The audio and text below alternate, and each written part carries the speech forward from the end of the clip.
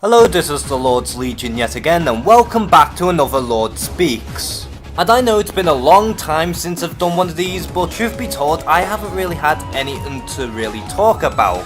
So in this video, I want to do something a little more fun, which is different in comparison to the normal Lord Speaks, and talk about which Marvel characters I think would fit perfectly into the different Lantern Corps. Now, I was inspired to make this video by watching Rob's list of all the Marvel characters with lantern rings, and I pretty much agree with all the choices that he put on this video. And to make this video more interesting, I'm not going to be touching upon any of the characters that Rob has mentioned in his video. So without further ado, let's begin with who I would consider for lantern rings. Now first of all, we're going to get into the Red Lantern rings, and they represent rage. And I know any version of the Hulk would perfectly fit into that mold, but I feel like it'll be a bit of a cop-out, so I want to think a little outside of the box.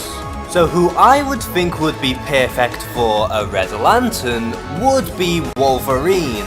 And why I would think Wolverine would benefit from being a Red Lantern is purely because he is filled with rage and aggression, and he's often very brutal with his tactics. And if Wolverine was able to incorporate his Berserker rage while being a Red Lantern, I would think he would benefit being a Red Lantern the best.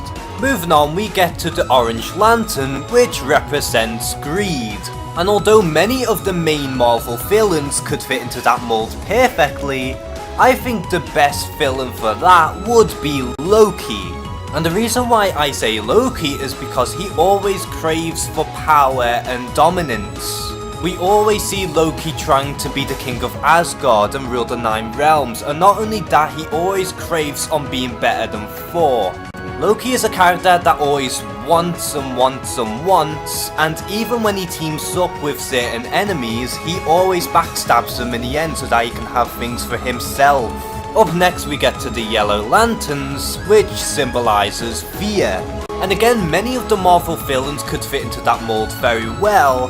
However, I feel like there's one character who I think perfectly blends in with the Yellow Lanterns. That character in question is the Ghost Rider.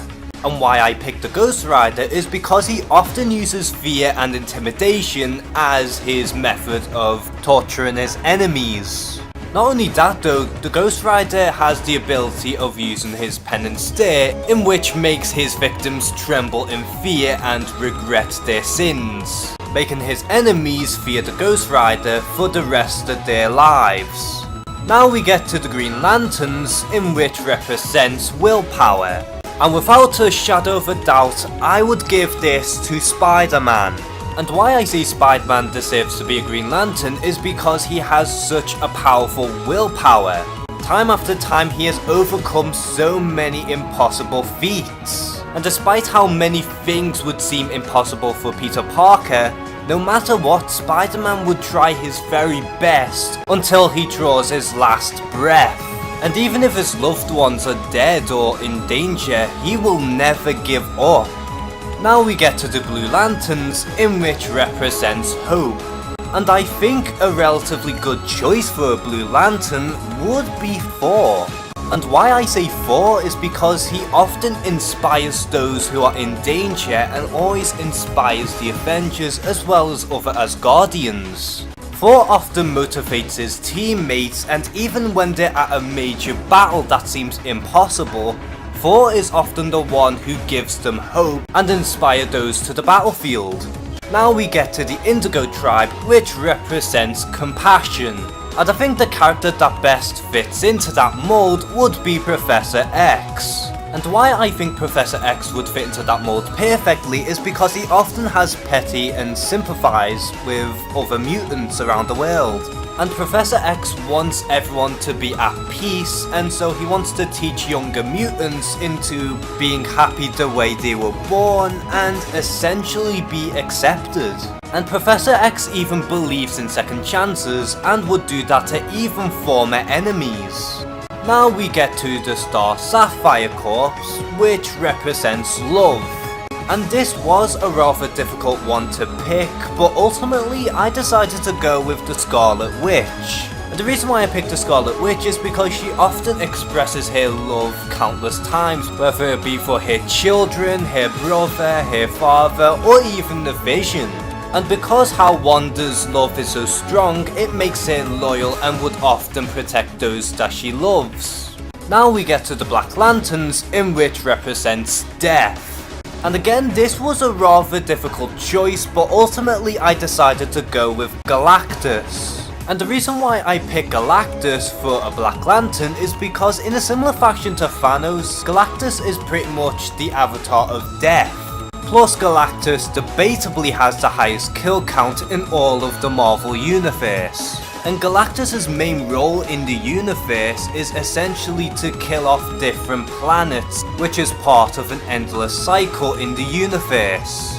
And finally we get to the White Lanterns, in which represents life. And to tell you the truth, this was the most difficult one to choose from because not many Marvel characters can really pull off a White Lantern as well as the Phoenix. Though the next best thing I had in mind would be Adam Warlock. And the reason why I pick Adam Warlock is because he's one of the most powerful beings in the universe, as well as kind of being the avatar of all good and life, who is pretty much the counterpart of the avatar of death in the form of Thanos. And if you get rid of the Magus persona, Adam Warlock is essentially a good character who is all about heroism, and even if you kill him off, he will always get resurrected. Now this pretty much concludes my video. Which characters do you think should have lantern rings, and which corps do they belong in? Comment below and share some thoughts. And as always, thank you guys for watching this video, please like and subscribe, take care and have a good one.